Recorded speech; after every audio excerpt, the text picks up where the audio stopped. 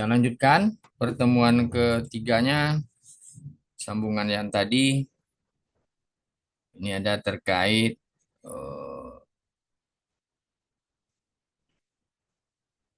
buku yang telah kita coba buka tadi.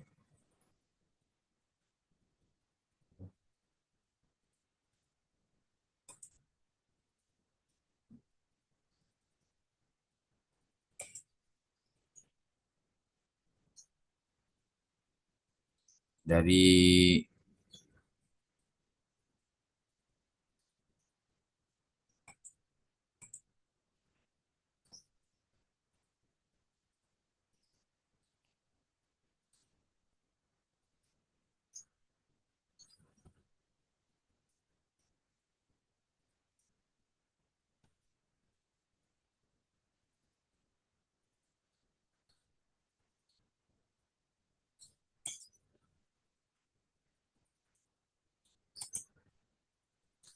ini bentar lagi di loading ya.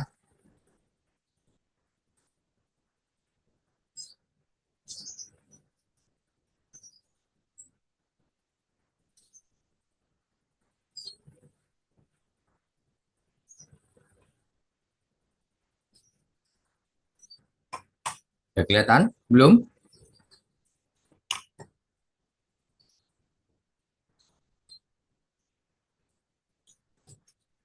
Belum kelihatan ya? Udah ya. Nah, jadi kita lanjutkan untuk teori Gujarat. Nah, jadi teori Gujarat ini berdasarkan atas pandangan mengatakan asal daerah yang membawa Islam ke Nusantara adalah dari Gujarat. Nah, di Gujarat, peletak dasar teori ini akan dikemukakan oleh Pinjenepel namanya 1872 Masehi yang menafsirkan catatan perjalanan Sulaiman, Marco Polo, dan Ibnu Batuta nih. Teori ini kemudian mendapat dukungan dari Shockhorne yang mendasarkan atas alasan kurangnya fakta menjelaskan peranan bangsa Arab dan penyebaran agama Islam ke Nusantara. Kemudian hubungan yang dagang Indonesia-India telah lama terjalin dengan baik. Ketiga, inskripsi tertua tentang Islam yang terdapat di Sumatera memberikan gambaran hubungan dagang antara Sumatera dan Gujarat. Jadi teori Gujarat ini memang Islam datang ke Indonesia itu dari Gujarat itu. Nah, teori ini menurut teori yang pertama ya. Nah, jadi pengaruh besar itu dapat dukungan juga dari beberapa sejarawan, termasuk ada Bogwit, seorang sarjana Belanda. Tempat Islam Nusantara adalah Gujarat. Nah, jadi asalnya katanya dari sana, bahwa batu nisan di Pasai di kawasan utara atau Aceh sekarang sama dengan yang batu nisan di Gujarat itu. Nah, jadi ditemukan di makam Maulana Malik Ibrahim itu juga di Gresik Jawa Timur, bentuknya batu nisannya dicambai contoh-contohnya itu sama yang kayak kayak yang ini bukan cambai Solo Selatan ya, ini cambai Gujarat ya. Cambai rupanya ada juga nih. Kemudian ada juga namanya teori Mekah. Lahir dibandingkan dengan teori setelah lama muncul hasanah ilmu pengetahuan sejarah, teori Mekah baru muncul sekitar tahun 1958. Jadi udah lambat ini munculnya. Teori Gujarat ini 1872, teori Mekah 1958. Jadi sudah lama baru keluar teori Mekah. Nah, teori Mekah muncul ketika banyaknya kritikan yang ditujukan kepada teori Gujarat karena terdapat sisi lain yang tidak terungkap. Sehingga melemah teori ini sendiri. Jadi penulis sejarah yang mengkritik teori tersebut, misalnya Hamka, bukan Bu Hamka ya, dan Hamka juga namanya ini, waktu dia Natalis IAIN. Jadi banyak kritikan gitu. Selanjutnya di Aceh, kritik-kritik itu teori-teori Gujarat itu. Dan diperkuat tentang masuk dan beragama Islam di Indonesia. Selanjutnya di Aceh tahun 10 sampai 16 Juli 1978 ada seminar dulu dengan tema hampir sama dan hasilnya memperkuat seminar sebelumnya. Apalagi dalam seminar di Aceh tersebut diikuti oleh banyak ahli sejarah yang berasal dari Indonesia, Malaysia, India, Australia, dan Perancis. Jadi sejarawan Barat yang pernah memunculkan teori Mekah dan sependapat dengan teori ini adalah Crown pun 1820, Kaiser. Nah, ini ada beberapa nama. Dan mendukung teori Mekah. Jadi adalah mereka yang terlibat langsung dan ya teori Mekah namanya. Jadi teori Gujarat bukan tempatnya asal Islam, tetapi Gujarat hanya sebagai tempat singgah. Nah, yang benar itu adalah saudagar Arab yang dari Mekah, Mesir atau Yaman, nah, singgah di Gujarat, lalu pergi ke Nusantara atau ke Indonesia.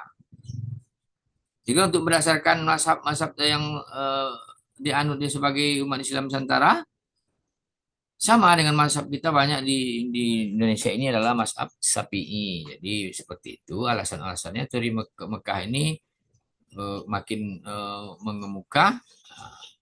Lalu ada namanya teori Persia. Nah, ini teori Persia.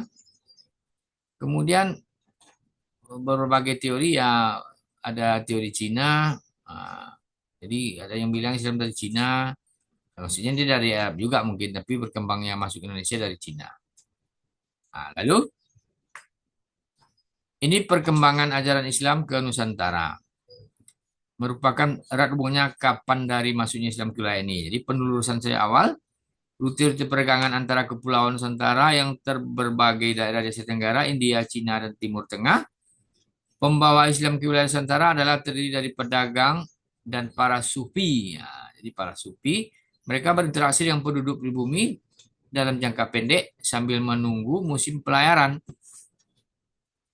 Jadi orang berdagang itu dulu dia tidak langsung kapalnya langsung berangkat, itu harus menunggu dulu jadwal kapalnya. Itu otomatis mereka bermukim di Nusantara. Baru berpindah ke negara lain. Di saat mereka bermukim itu sangat logika, kalau menurut logika Bapak ya. Jadi kalau orang bermukim di sebuah kawasan, otomatis dia akan membawa sesuatu ya, termasuk membawa agama atau membawa agama Islam dan berbaur langsung dengan masyarakat pribumi. Ya kayak gitu ini baru masuk logika. Jadi pedagang, di hubungan dagang baik dari Arab atau dari India intinya itu. Jadi masuk ke Indonesia melewat pedagang. Jadi konsep dan teori yang tak bisa dibantahkan tuh memang Islam itu yang bawanya pedagang ke Nusantara awal-awal. Banyak konsep-konsep. Lalu waktu kedatangan Islamnya. Orang bertanya kapan waktunya? Oh, oh ya, istilah yang dikemukakan oleh sejarawan Indonesia Taufik Abdullah yaitu Islam datang, Islam berkembang, dan Islam menjadi kekuatan politik. Jadi pemahaman istilahnya yang pertama Islam datang ke Indonesia pada abad pertama Hijrah itu abad ke-7 atau ke-8. Jadi antara abad ke-7 atau 8, pendapat ini dianut oleh sebagian besar sejarawan Muslim dan Malaysia. Abad ke-7 atau 8. Pertama ada yang bilang abad ke-4 telah ada jalur transportasi. Memang Teluk Persia, India, daratan Cina, abad ke-4 sudah ada jalur transportasi. Pemerintah dinasti Tang. Jadi dari abad ke-4 sudah ada jalur transportasi. Ya, pedagang-pedagang udah mulai masuk. Jadi kemudian tadi yang pertama tentang jalur perdagangannya, kemudian Islam masuk ke wilayah Nusantara menurut pendapat kelompok kedua ini adalah pada abad ke-13. Jadi ada juga yang bilang abad ke-13, abad yang pertama ada yang bilang abad ke-7 dan 8. Sementara rute perdagangan atau jalur perdagangan itu sudah ada sejak abad ke-4. Ada juga yang bilang abad ke-13. Masehi ini ya, bukan Hijriah ya, Masehi ya. Atau tahun 1300 gitu. Didukung oleh uh, sejarawan Belanda ini yang mendukung ini. Ini Islam itu masuk Indonesia abad ke-13 katanya gitu kan. Jadi masih terdapat perdebatan-perdebatan yang sangat butuh penelitian dan kita orang-orang yang ahli saja masih berdebat apalagi kita yang tidak ahlinya. Ya kita sebagai penerus ya kita mempelajari saja. Ini pendapat A, ini pendapat B, ini pendapat C. Nanti ya yang pastinya ya yang mana yang pastinya ya kita berpedoman terhadap teori-teori ini saja. Mau pakai yang mana, mau abad ke-7 atau ke-13.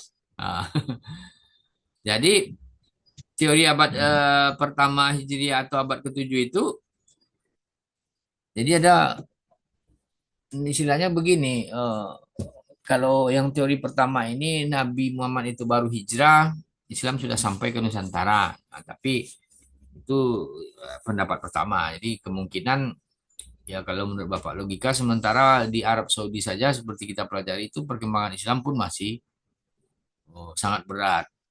Mungkin sampai ke Nusantara mungkin masih butuh waktu juga.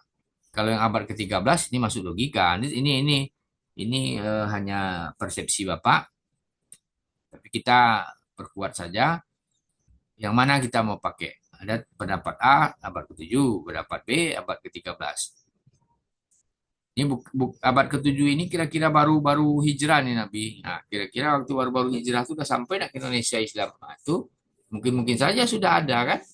Bisa-bisa saja pedagang dari Arab itu sudah, karena rakyat Arab itu ya hobi berdagang juga sampai ke seluruh penjuru dunia, bisa-bisa saja. Nah, jadi eh, kalau orang yang bilang abad ke-13 itu ada kerajaan Samudra Pasai menjadi kekuatan politik. Nah, ini kan udah terukur nih abad 13 ini sudah ada kerajaan atau kesultanan Samudra Pasai di Aceh itu yang sudah menganut Islam rakyatnya, termasuk kesultanannya. Nah, itu masuk logika karena itu memang sudah lengkap sebab berbagai buktinya. Kemudian untuk saluran, nah jadi kita perlu juga tahu salurannya. Jadi saluran perdagangan Islam ke Indonesia itu pada permulaannya itu eh, memang saluran perdagangan. Nah, itulah intinya. Nah, apapun ceritanya, perdagangan. Kemudian perkawinan. Kemudian tasawuf. Nah, tasawuf lebih unggul dan cepat diterima masyarakat syariat setidaknya sampai akhir abad ke-17. Nah, aspek hukum terabaikan, para pendakwah Islam tetap berusaha menyampaikan Islam secara berimbang antara Islam tasawuf, Islam syariah, dan Islam akidah. Hal tersebut terjadi karena Islam tasawuf yang datang ke Nusantara yang segala pemahaman dan penafsiran mistisnya terhadap Islam dan berbagai segi tertentu sesuai dengan latar belakang masyarakat setempat di penurut ajaran hidup Buddha dan sinkretisme kepercayaan setempat. Jadi jangan kita heran kalau nenek moyang kita itu sebelum Islam ada beberapa kepercayaan dan sepertinya sampai sekarang masih tetap ada dan Islam sepertinya tidak melarang.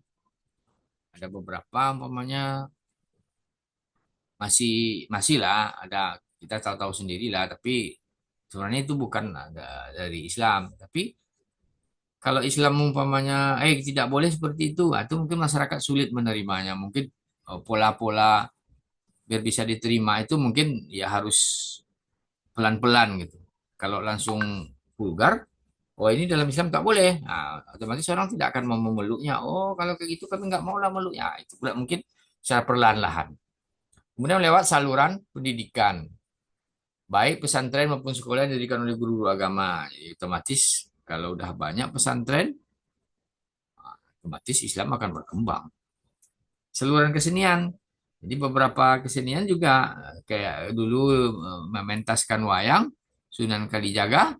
Nah, dia memang ceritanya tentang kesenian-kesenian Mahabharata dan Ramayana, tapi di sana diselipkannya wayang-wayang Islam oleh Sunan Kalijaga. Makanya salurannya itu adalah kesenian. Jadi kesenian juga bisa kita menyelipkan sesuatu. Kemudian saluran politik. Ini udah jelas pengaruh politik raja ini yang membantu dalam Islamisasi. Itu udah jelas tuh. Kalau rajanya sudah Islam, rakyatnya ya mau tidak mau ya banyak yang ikut Islam. Yang terkenal itu Wali Songo melakukan strategi dakwah mendekati para pembesar kerajaan seperti Majapahit, Pajajaran. Bahkan Wali Songo ini mendirikan kerajaan Demak, Sunan Gunung Jati mendirikan kerajaan Cirebon, dan kerajaan Banten. Semuanya mereka lakukan dengan rangka penyebaran Islam. Jadi kalau kalau sudah kerajaannya beragama Islam, ya rakyatnya waktu itu ya otomatis banyak yang memeluk Islam. Kemudian faktor pendorong perkembangan Islam di Indonesia. Ada mulai dari rakyat sampai raja-raja. Ada nyanyinya kan? Abad ke-6 atau abad ke-12 Masehi berhasil menjadi satu kekuatan Muslim Indonesia yang ditakuti. Jadi sebenarnya Muslim Indonesia ini tidak hanya sekarang yang ditakuti oleh dunia, dari abad ke-12 sudah diperhitungkan orang. Entah mengapa lah Islam itu memang subur tumbuhnya di tempat kita atau memang cocok mungkin. Nah, itu dari awal-awal sudah ditakuti dunia perkembangan Islam ini. Oh, akhirnya Indonesia adalah negara berpenduduk Muslim terbesar di dunia. Nah, itu faktanya. Kalau memang dia berkembang kalau baru berkembang nggak mungkin kita mayoritas dan penduduk Muslim terbesar di dunia. Tanda berarti perkembangannya sudah sangat lama. Prinsip dan kandungannya yaitu menjunjung harkat yang martabat manusia. Jadi yang ibaratnya yang menjadi topik pendakwah itu dulu ya agama ini, Islam ini menjunjung tinggi harkat dan martabat manusia, menghapuskan hak kasta, kekuasaan, kesetaraan seperti Brahmana. Jadi memang ada bantahan-bantahan terhadap kasta-kasta itu. Jadi mungkin karena seperti itu, mungkin rakyat suka dan orang suka. Yang kayak ajaran agama Hindu itu kan ada kasta Brahmana, kasta ini, kasta itu. Dalam Islam tidak ada. Mungkin suka orang kan? Dalam Islam semua lapisan masyarakat sama kedudukannya. Tidak ada yang tinggi. Makanya kemudian Islam itu berkembang pesat di Nusantara. Kemudian berkembangnya kerajaan Islam pertama di Indonesia. Di Samudra Pasai ya. Samudra Pasai pertengahan abad ke-13. Ini ada hikayat-hikayatnya. Ibnu Battuta ini menulis pengembara asal Maroko. Dia sudah sampai abad ke-14 ke Samudra Pasai dari India ke Cina, Samudra Pasai. Ya, jadi waktu itu sultannya Sultan Malik Zahir, sudah sultan kedua.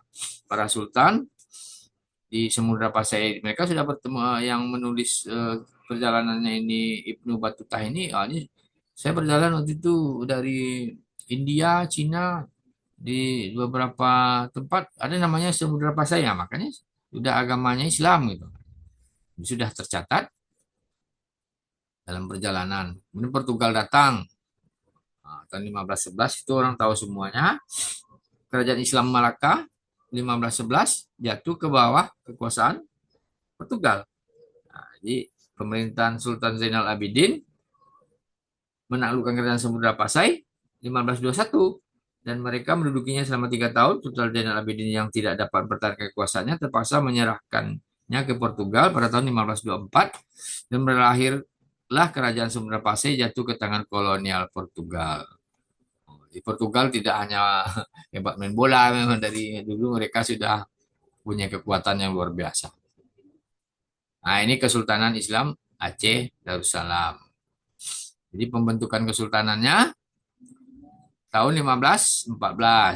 Nah, jadi masa perkembangan Sultan Aceh uh, ya pada awalnya mereka memang diserang juga, tapi Portugis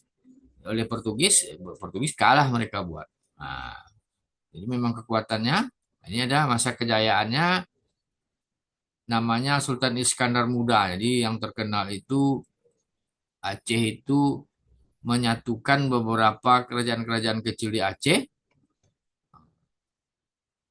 Mereka sudah memiliki hubungan perdagangan, monopoli sampai pesisir Sumatera Barat, sampai Indrapura. Jadi kerajaan Aceh ini memang mereka sudah mulai menjalin hubungan internasional ke luar negeri dan seperti itu untuk hal-hal yang menyangkut perkembangan Islam di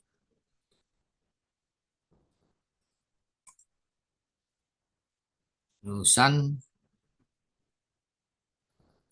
di Asia Tenggara, yaitu yang kita ulas barusan adalah di eh, Indonesia. Ada yang mau ditanyakan sampai di sini? Saya Pak, Jumaidi dari nanya Pak. Nah, silakan. Kan berarti sebelum Islam datang tuh Pak, agama pertama di Nusantara tuh Buddha sama Hindu ya Pak. Ya, Terus kan pas Islam datang ke Nusantara tuh, apakah ada konflik dengan agama yang terdahulu atau gimana tuh Pak? kalau dalam ceritanya itulah hebatnya Islam masuk. Begini ya. Umpamanya kalau orang Hindu Buddha itu kan sering dia bakar-bakar dupa kan, bakar-bakaran, kan sering itu kan. Kalau di Arab kita kan nggak Iya pernah Pak. eh, mendengar Nabi Muhammad mau sholat membakar menyan dulu atau apa gitu kan, asap-asap gitu kan, tidak ada kan.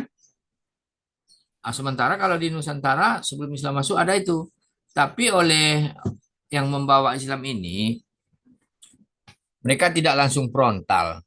Jangan kalian asap ngasap gitu. Dia kayak gitu, dia tidak melarang apapun yang sudah menjadi kebiasaan masyarakat di Indonesia. eh, para pedagang ini yang menyebarkan Islam ini dia tidak langsung, oh jangan kalian berbuat itu, tidak. Jadi dibiarkan saja dulu, tapi berangsur-angsur disadarkan gitu. Karena pertanyaannya yang dilakukan oleh Jumpa Pak. Jumaidi kan, Iya berarti Pak. jawabannya tidak terjadi, tidak terjadi. Kalau berdasarkan Berarti yang tidak ada konflik ya Pak? tidak ada konflik. Kalau yang ada konflik itu yang seperti di mana Bapak, negara mana Pak bilang tadi, yang ada organisasi Buddha memang mendiskriminasi di Patania. Hmm. Kalau itu memang sampai sekarang. Kalau di Indonesia tidak. Karena sepanjang kita baca tadi, kan tidak ada satupun penulis atau pengarang buku yang menyatakan konflik Buddha dengan Islam di Indonesia, kan tidak pernah. Berarti kan tidak ada kan? Kalau ada aja satu, pasti muncul. Abad ke-16 terjadi Iya. konflik antara Buddha Islam, Pak. Ini Bapak tak pernah baca literatur itu. Dan tidak juga pernah ada, berarti tidak ada kan? Iya, iya. Kalau memang ada, berarti ada tuh di buku-buku. Karena kita kan udah generasi keberapa nih kan? Kita tidak. Hmm. Karena kita hanya membaca buku.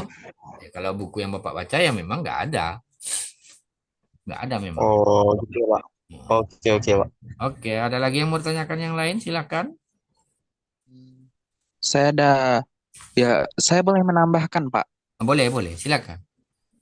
Sepertinya alasan kenapa tidak ada konflik karena tidak ada yang kayak kambing hitam atau provokator saat di zaman itu, Pak.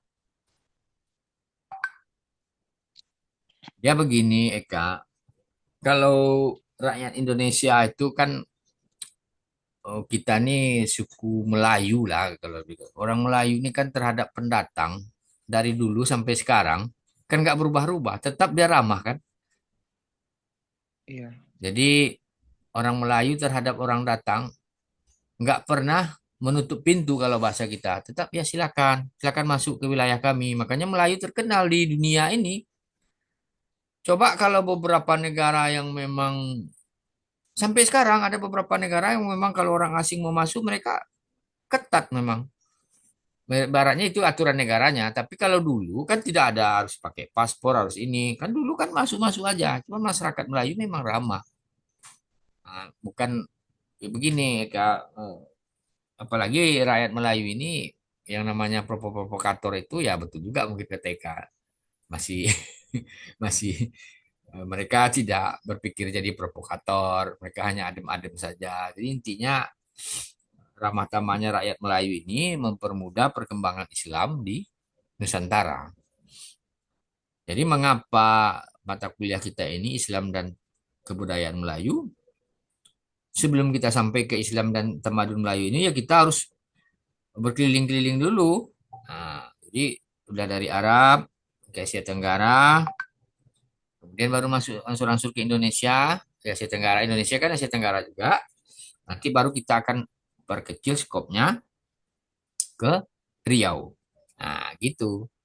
Jadi setelah dia di Riau, nanti kita akan berbicara apa-apa saja yang dia kan Islam dan gitu kan, bukan pengaruh Islam. Pokoknya Islam dan tamadun Melayu. Jadi apa saja yang berhubungan dengan Islam dan kebudayaan Melayu, ya selagi bisa kita bahas, kita bahas. Yang tidak akan mungkin semuanya bisa kita bahas kan. Jadi kemungkinan beberapa poin-poin penting saja nantinya. Tapi sebelum sampai ke sana, kita baru berkutat-kutat di Indonesia. Nanti ini juga ada umpamanya apa namanya tuh Islam di eh, dalam bingkai eh, sejarah atau ini ada buku ini tambahannya saja ya sebagai tambahan.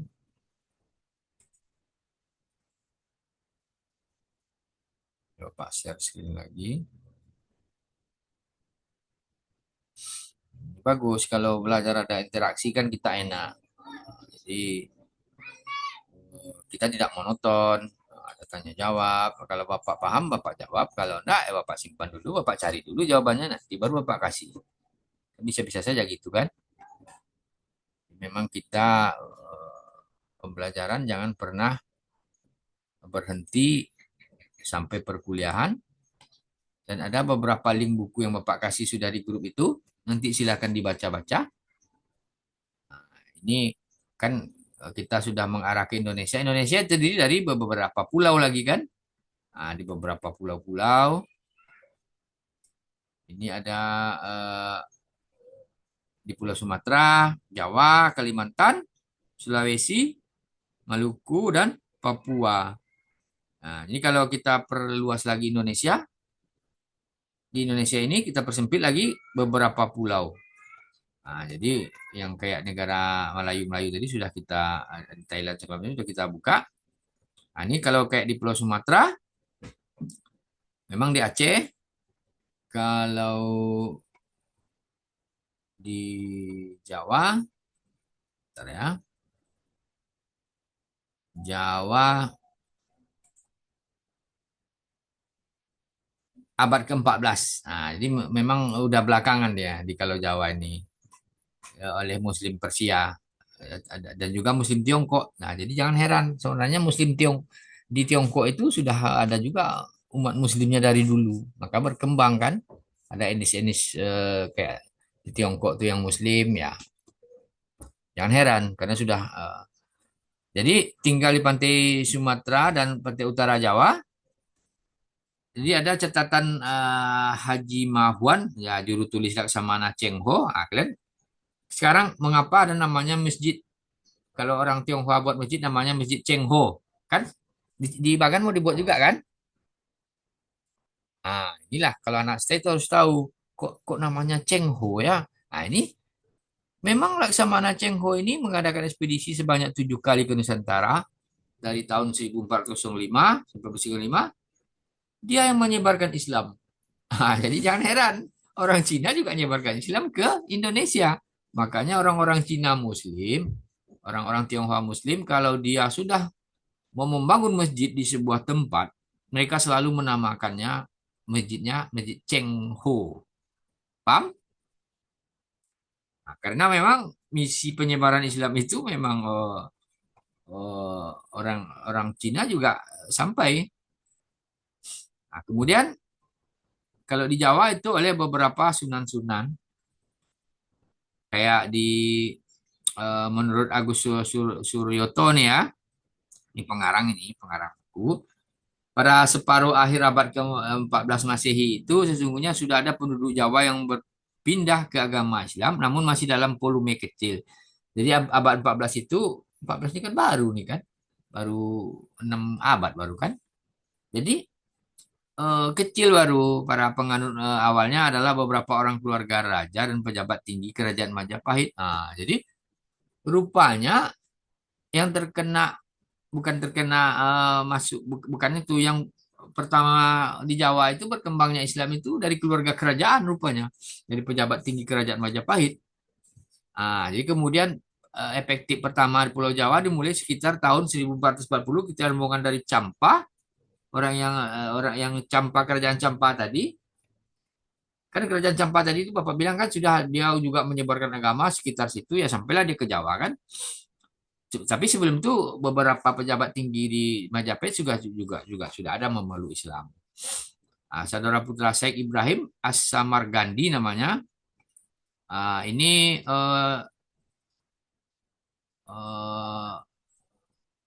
bertemu atau pergi ke Jawa. Mereka menyebarkan Islam secara masif itu dan sistematis. Ada namanya, kalau dulu ada orang buat film namanya Babat Tanah Jawi. Gitu. Jawi itu artinya Jawa ya. Menerangkan bahwa putra-putri, menantu, keponakan, kerabat, serta santri-santri kedua orang keturunan Rasulullah SAW itu tersebar di seluruh Jawa, Madura, bahkan juga di Kalimantan, Sumatera, Bali. Jadi ini adalah Raden Santri namanya, kalau orang ini bilang gimana ya. Memang harus ada keturunan dari Arab juga mungkin. Jadi ada pengaruh juga. Di Jawa memang ada keturunan Arab, makanya sampai sekarang kita masih mendengar beberapa Habib yang sudah eksis di Indonesia dan sampai sekarang. Kemudian ada Sunan Ampel, proyek Islamisasinya di Surabaya. Di Raden Saleh, santri di Tuban, dianut oleh kalangan elit pribumi di kalangan keluarga Raja Majapahit secara luas oleh masyarakat pada umumnya. Jadi orang-orang elit kerajaan mulai ada agama Islam, otomatis rakyat mau tidak mau tertular dan mereka mungkin mengajak. Dan oleh putra mantan Raja Majapahit itu Prabu Kertawijaya, Raden Patah yang mulanya menjadi penguasa Demak Bintara, mendeklarasikan Kesultanan Muslim di Jawa, yakni Kesultanan Demak Bintara namanya. Jadi kalau kerajaan Islam yang awal-awalnya di Jawa itu ya kerajaan Demak itu. Sama dengan anggota Wali Songo yang memulai proyek-proyek besar Islamisasi Jawa Madura lah pokoknya. Kalau Jawa Madura ya penyebarnya adalah Wali Songo. Jawa, Madura, Wali Songo. Jadi intinya berbeda dengan yang di Aceh. Aceh lebih duluan. Jadi kalau ada orang bertanya duluan mana Islam berkembang Sumatera dengan Jawa, ya duluan Sumatera. Jadi jalur perdagangan dulu memang duluan Sumatera kan dari Arab. Jadi semua Wali Songo ini ya menyebar, ini di sini, ini di sini, ini di sini, ya akhirnya Jawa memang mereka bilang proyek Islamisasi memang. Kok dibilang proyek ya, tapi macam begitulah orang tuh menganggap sebuah proses mengislamkan Indonesia yang memang begitu unik dan betul-betul diterima oleh masyarakat. Jadi ada tradisi Islam di Jawa itu yang coraknya telah ditanamkan oleh Wali Songo. Mereka mencipta peradaban Islam Jawa dan Nusantara secara umum melalui metode pribumisasi. Ini nilai Islam diwujudkan melalui media-media kesenian, pengetahuan tradisional, dan tradisi Jawa pra-Islam. Jadi kalau ada kesenian tradisional Jawa yang sudah ada, maka diselipkannya lah ajaran-ajaran Islam di situ. Bukan berarti dibawanya langsung kesenian dari Arab, tidak. Jadi secara berangsur-angsur menghidupkan Islam, budaya lokal berkembang, Hindu-Buddha Kapitayan namanya, Hindu-Buddha dan Kapitayan. Jadi budaya lokal yang berkembang dipadukan dengan ajaran Islam yang seperti ditanyakan siapa tadi? Siapa tadi yang nama? Ya, ada yang bertanya tadi. Lupa Pak. Jumajat, Pak. Hah? Juma, Pak. Ya Juma. Maaf ya. Dengan ajaran Islam, jadi dipadu-padankan muncullah corak kebudayaan Islam seperti tembang, kidung, gamelan, wayang.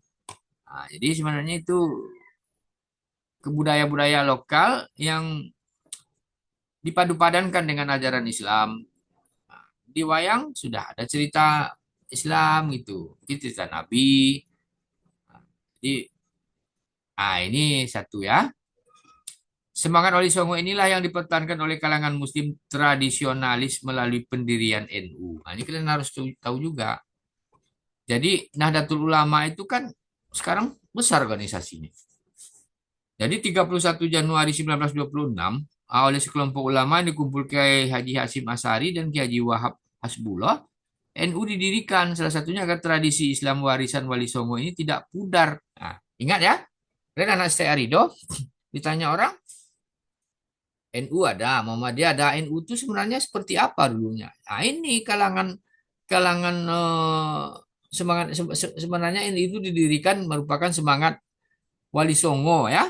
Jadi kalau tradisi Islam warisan Wali Songo itu biar tak pudar kan ada anan alo la la la na na na na na na na na na kan pernah kalian dengar nyanyi-nyanyi itu kan? Kalau Bapak tak hafal, cuman irama-iramanya saja. Nah, itu salah satu nyanyi-nyanyian yang sering dinyanyikan Gus Dur dulu. Nah, itu sudah menjadi sebuah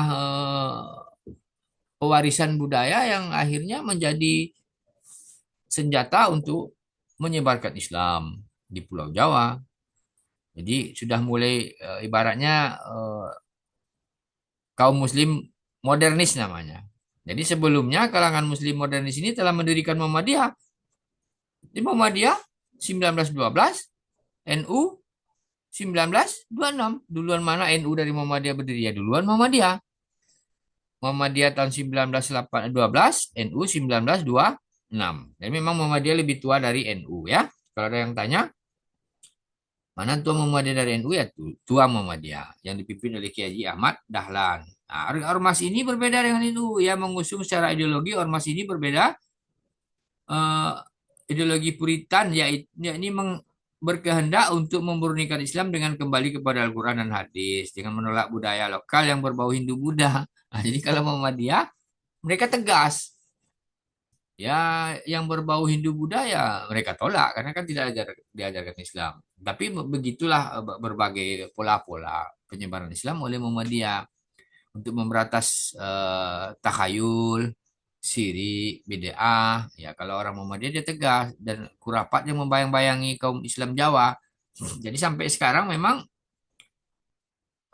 kita tidak tidak menutup kemungkinan dan kita tahu faktanya memang masih dibayang-bayangi Islam Jawa ini oleh beberapa ajaran yang berbau Hindu atau budaya Hindu Buddha itu, ya kan? Itu kita tahu semua. Jadi kalau oleh NU berkembang di desa-desa, Muhammadiyah berkembang